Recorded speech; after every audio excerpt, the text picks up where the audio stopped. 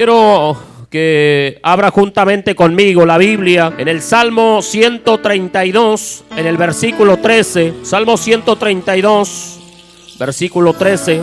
Vamos ahí a usar como base bíblica para nuestra disertación en esta tarde, hermanos. Yo creo que cada día Dios tiene bendiciones para cada uno de nosotros. Dice de la siguiente manera: porque Jehová ha elegido a Sión, la quiso por habitación para sí. Este es para siempre el lugar de mi reposo. Aquí habitaré porque la he querido. Bendeciré abundantemente su provisión. A sus pobres saciaré de pan. Asimismo vestiré de salvación a sus sacerdotes, y sus santos darán voces de júbilo. Quiero compartir, hermanos, en esta tarde el tema cuando Dios mora en su pueblo. Y quiero compartirles que muchas veces uno de los problemas que impiden que nosotros crezcamos en la vida cristiana es la falta de identidad. Es muchas veces el no saber, hermanos, quiénes somos y a quién pertenecemos.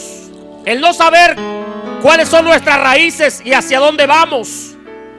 Pero la palabra de Dios nos enseña la verdad de que a Dios le ha placido ser el padre de un gran pueblo, hermano, que tiene características e idiosincrasia propias. Así que, hermano, nuestra misión es la de buscar y descubrir cuál es la voluntad de Dios, lo que Él desea que vivamos para que su nombre sea glorificado en esta tierra. Pero yo quiero que nosotros, hermanos, veamos que hay un deseo que está en el corazón de Dios y que Dios lo declara vez tras vez en su palabra.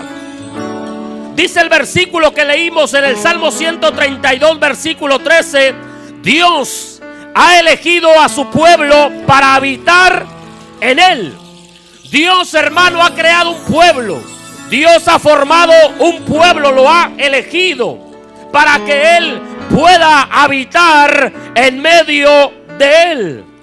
Dice también en el Salmo 132, versículo 14, dice: esa habitación será para siempre y lugar de su reposo. Dios ha elegido un pueblo, hermanos. En el Antiguo Testamento fue el pueblo de Israel, pero ahora, hermano, Dios tiene un pueblo. Ahora en el Nuevo Testamento, hermano, podemos encontrar que Dios ha formado un pueblo llamado la iglesia. Tanto judíos como no judíos o gentiles que son lavados con la sangre poderosa de Jesús. Y así como en el Antiguo Testamento, hermano, cuando Israel salió de la esclavitud de Egipto y Dios habitaba en medio de ellos. Cuando Moisés, por la orden de Dios, erigió un tabernáculo, dice la Biblia que Dios descendía en una columna de nube y en una columna de fuego. Y dice la Biblia que Moisés entraba al tabernáculo y Dios hablaba desde esa columna de nube. Dentro del lugar santísimo salía una voz que hablaba con Moisés. Y ahí estaba Dios morando en medio de su pueblo, de Israel. Pero ahora nosotros, como morada de Dios, como pueblo de Dios, llamado la iglesia del Señor Jesucristo también, Dios, hermano, ha formado su pueblo, ha formado la iglesia y la ha hecho morada, habitación, porque Él desea habitar en medio de nosotros. ¿Cuántos alaban el nombre del Señor? Dice ahí en el Salmo 132, versículo 14: su morada en medio de su pueblo es por amor. Es por amor. Dios, hermano, mora en medio de su pueblo, en medio de nosotros. ¿Por qué? Por amor, porque Él nos ama. Y el amor, el amor se transmite en el dar, en el accionar.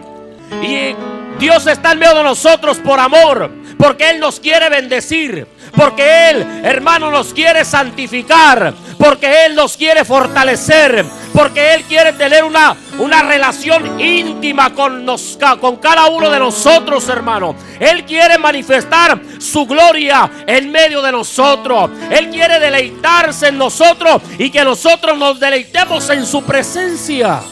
Dice también la Biblia en 1 Corintios capítulo 3, versículos 16 y 17. Dios quiere que sepamos que somos el pueblo de su Espíritu Santo. Dice que nosotros, hermanos, somos templo del Espíritu Santo. Y también el salmista David, en uno de sus salmos que él escribe, David escribe casi la mayoría de los salmos, y en el Salmo 22, versículo 3, dice el salmista que Dios habita entre las alabanzas de su pueblo. ¿Cuántos alaban el nombre del Señor? Cuando tú te reúnes aquí en la casa de Dios, cuando tú levantas las manos y adoras al Señor con todo tu corazón, dice la Biblia que Dios empieza su presencia a manifestarse. Él empieza a moverse en medio de nosotros, porque eso es lo que dice aquí, que Dios habita entre las alabanzas de su pueblo. Entonces aprendemos, hermanos, que Dios tiene un pueblo llamado la iglesia. La iglesia no es producto o invención humana o idea de hombre o idea de alguna organización. No, la iglesia nació en el corazón de Dios. La iglesia fue formada por Jesucristo, fue bendecida y llena por el Espíritu Santo, y que el Espíritu Santo se mueve en medio de nosotros, manifestando la presencia gloriosa de nuestro Señor Jesucristo. Pero la pregunta que podemos hacernos es: ¿qué ocurre cuando Dios mora en su pueblo? ¿Qué ocurre? En primer lugar, cuando Dios mora en medio de nosotros como su pueblo, tomamos conciencia de que le pertenecemos a Él. Dice la Biblia en el libro de Levítico, Levítico capítulo 26, y en el versículo 11 y 12, dice la Escritura: y andaré entre ustedes, y yo seré su Dios, y ustedes serán mi pueblo. Yo, Jehová vuestro Dios, que os saqué de la tierra de Egipto, para que no fueseis sus siervos, y rompí las coyundas de vuestro yugo, y os he hecho andar con el rostro erguido.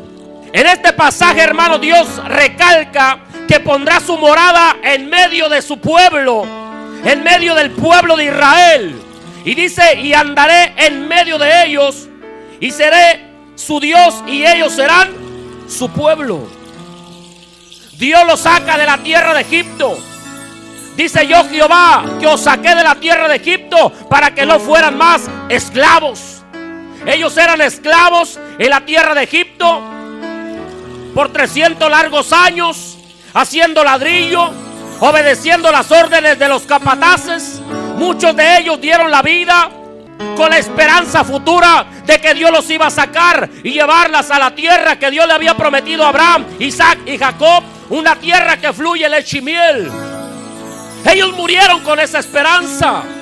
Muchos de ellos fueron esclavos hasta que Dios los sacó del yugo de la esclavitud de Egipto.